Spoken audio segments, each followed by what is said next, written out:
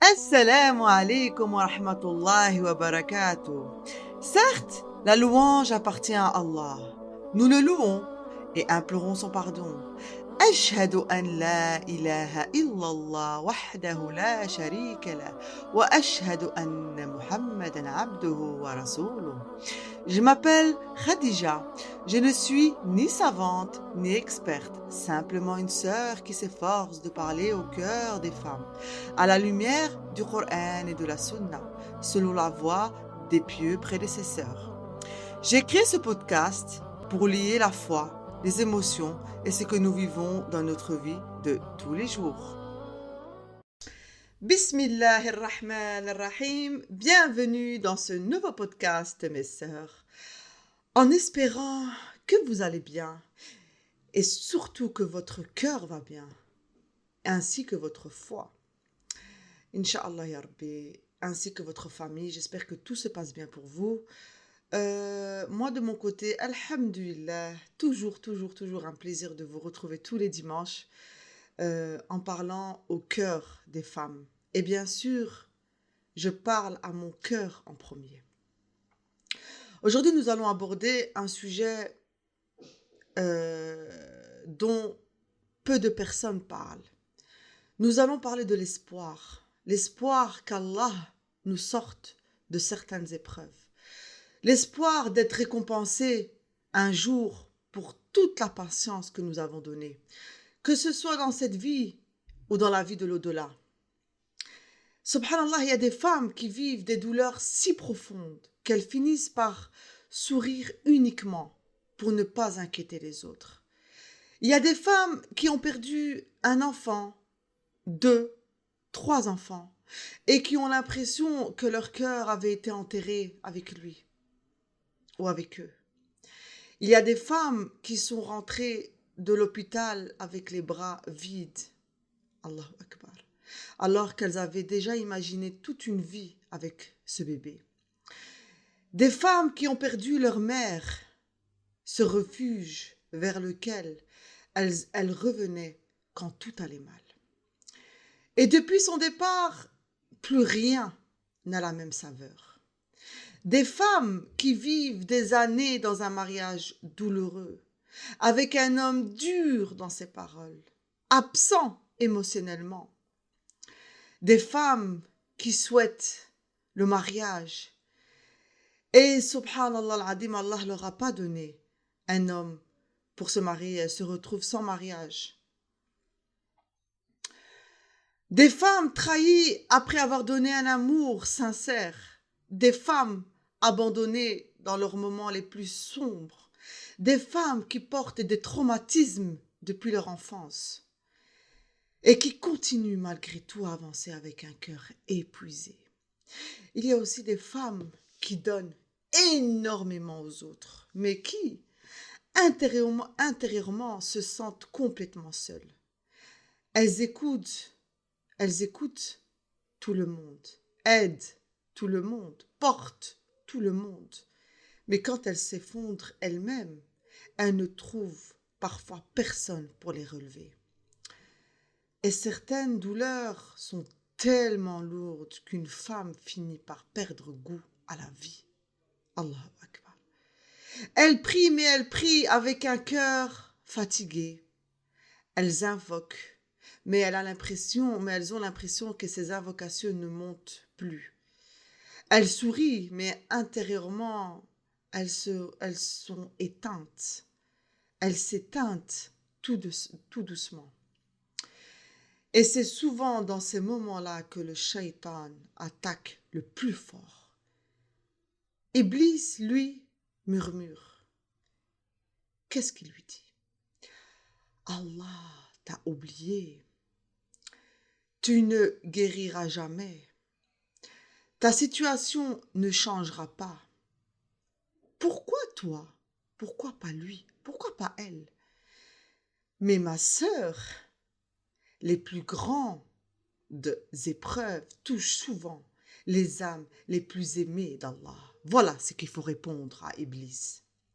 Notre prophète Mohammed sallallahu alayhi wa sallam nous a dit, les gens les plus durement éprouvés sont les prophètes, puis les meilleurs après eux, puis les meilleurs après eux. Rapporté par At-Tirmidhi, authentifié par Cheikh Albani. Subhanallah, Allahu Akbar. Retenez ça, mes sœurs.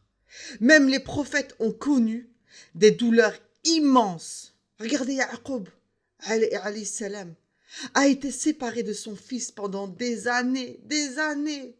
La tristesse était si profonde qu'Allah dit dans le Coran, et ses yeux blanchirent d'affliction et il était accablé. Surat Yusuf, verset 84. Imaginez cette douleur, mes sœurs. Pleurer tellement, tellement il pleurait, alayhi salam, souffrir tellement que la tristesse a atteint même le corps. Et malgré cela, Yaqub alayhi salam n'a jamais, jamais perdu espoir en Allah. Subhanallah, ça me donne des frissons. Et il disait, je ne me plains de ma tristesse et de mon chagrin que à Allah. Subhanallah, l'Adim, Allahu Akbar. Surat Yusuf, verset 86. Il souffrait énormément, mais il savait qu'Allah était le seul capable de réparer son cœur. Allahu Akbar. Où nous en sommes, nous? Nous, subhanallah, il suffit d'une épreuve pour qu'on va se plaindre à une sœur, à un frère, à une mère, au lieu de courir vers qui? Vers Allah. Nous devons y remédier, mes sœurs. Et regardez, subhanallah, Maryam alayhi salam, seule, elle était seule, fatiguée, terrifiée par ce que Allah, terrifiée par ce qu'elle allait affronter, au point où elle dit, ah, que je fusse morte avant cela, est totalement oubliée. Surat al-Maryam, verset 23. Beaucoup de femmes lisent ce verset sans réaliser sa profondeur. Subhanallah, c'est une femme pieuse, pure, choisie par qui? Choisie par Allah. Choisie par Allah. Et malgré cela, écrasée par une douleur immense, pour que chaque femme comprenne une chose essentielle. Le fait de souffrir ne signifie pas qu'Allah ne t'aime pas. Le fait de souffrir ne signifie pas que Allah ne t'aime pas, c'est le contraire. Parfois même ton épreuve est une preuve qu'Allah veut t'élever. Le prophète Mohammed sallallahu alayhi wa sallam a dit, quand Allah veut du bien à une personne, il l'éprouve. Rapporté par le Bukhari. Pourquoi il va l'éprouver? Parce que certaines portes ne s'ouvrent qu'après des épreuves. Subhanallah al-Adim. Certaines invocations ne naissent que dans les larmes. Certaines femmes ne se rapprochent réellement d'Allah qu'après avoir été brisées par la vie. Subhanallah, ça me donne des frissons. Ibn al-Qayyim, rahimullah, disait, si Allah éprouve son serviteur, c'est pour entendre son invocation, son humilité et ses plaintes devant lui. Si Allah éprouve son serviteur, c'est pour entendre son invocation, son humilité et ses plaintes devant Allah, devant lui. Et combien de femmes aujourd'hui ont retrouvé Allah après avoir tout perdu? Combien de femmes? Parce que l'épreuve casse les illusions. Elle te fait comprendre que les gens changent, que certaines personnes peuvent te quitter du jour au lendemain, que cette dunya est instable, que tout peut disparaître en un instant. Mais Allah, lui, ne part jamais, jamais.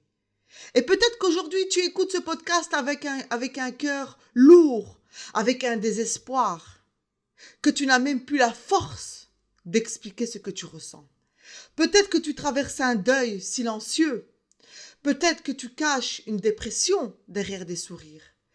Peut-être que tu te sens mentalement épuisé depuis des années. Peut-être que tu ressens un vide immense dans ton cœur. Peut-être que tu es fatigué d'être forte tout le temps. Mais écoute bien ceci, ma sœur. Allah voit absolument tout ce que tu caches. Chaque nuit où tu t'es endormi en pleurant, chaque angoisse silencieuse, chaque douleur que tu n'as racontée à personne, chaque sourire forcé devant les gens, Allah voit tout. Et aucune souffrance supportée avec patience n'est perdue auprès d'Allah. Ces mots, ces phrases veulent tout dire, mes sœurs.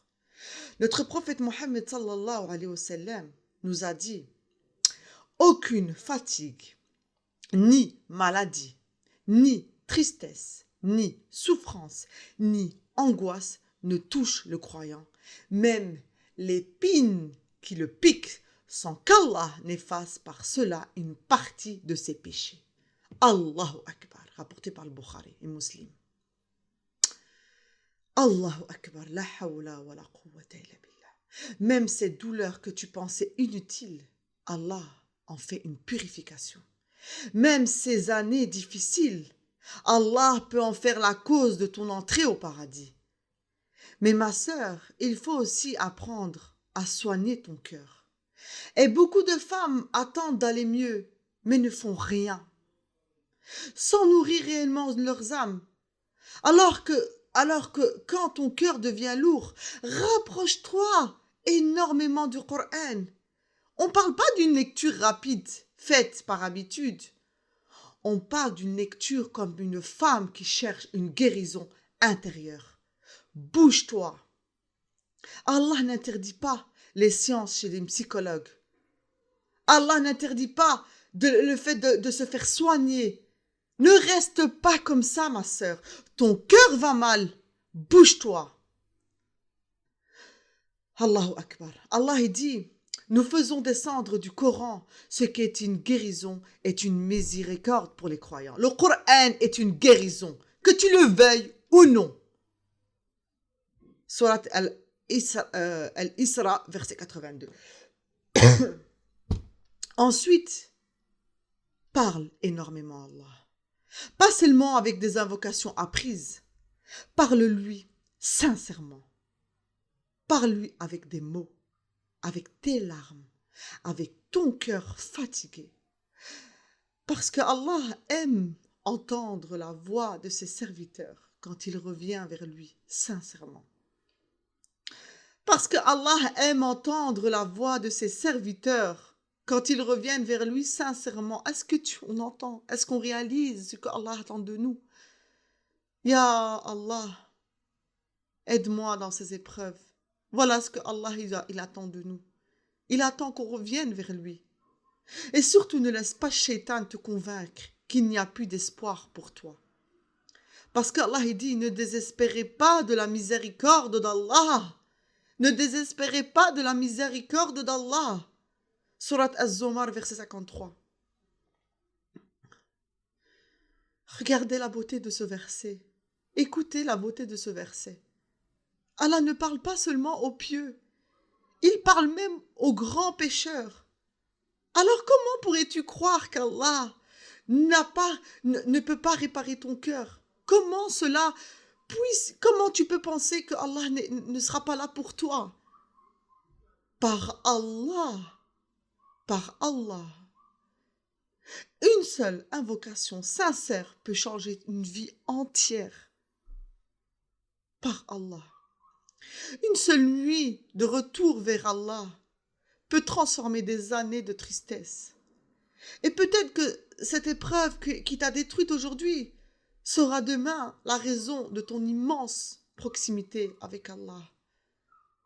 Alors même avec un cœur fatigué, même avec des larmes plein les yeux, ne perds jamais espoir en Allah.